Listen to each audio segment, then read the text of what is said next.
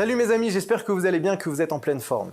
J'aimerais vous parler aujourd'hui d'un sujet qui préoccupe absolument tout le monde. Quel est le secret de la Parnassa?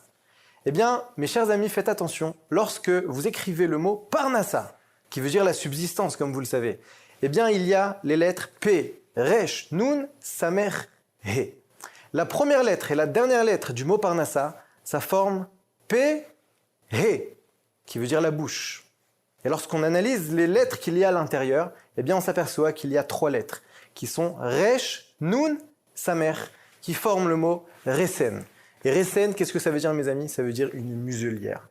Nos sages nous font une allusion très très claire, en fait, en nous disant « Fais attention à ta bouche, fais attention à l'usage de la parole, fais attention au lashon hara, fais attention comment tu te comportes en société, avec ta femme, avec tes enfants, quels mots tu emploies. » C'est le secret de la Parnassa. Mais c'est pas fini. Non seulement ce qui sort de ta bouche, mais également ce qui rentre dans ta bouche. Fais attention de manger comme la Torah nous le demande, de manger kasher.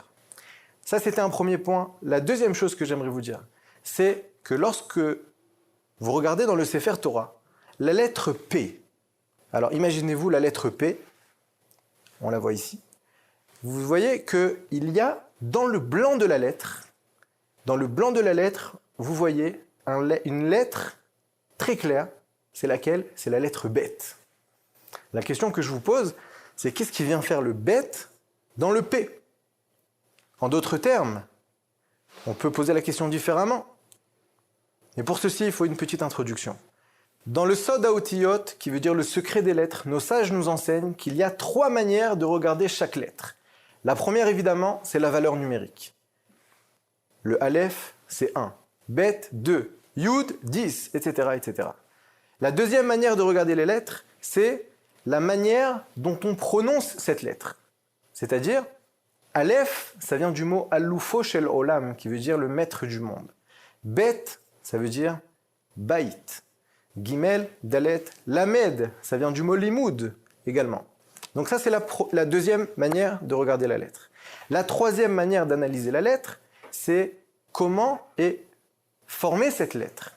Si vous avez fait attention, il y a souvent les lettres qui sont composées de différentes lettres. C'est-à-dire que prenons l'exemple du Aleph. Le Aleph, vous voyez que c'est un Vav en diagonale, avec un Yud en haut et un Yud en bas.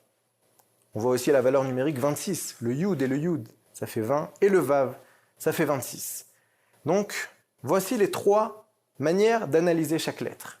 Si on reprend la question de tout à l'heure, qu'est-ce que vient faire un bête dans le P? Alors, on peut reposer la question maintenant, comment se fait-il qu'il y a le baït, le bête, qui veut dire la maison, dans le P, qui veut dire la bouche? Eh bien, nos sages nous enseignent, mes amis, que toute la réussite d'un foyer, d'une maison, dépend de la bouche, de l'usage de la parole.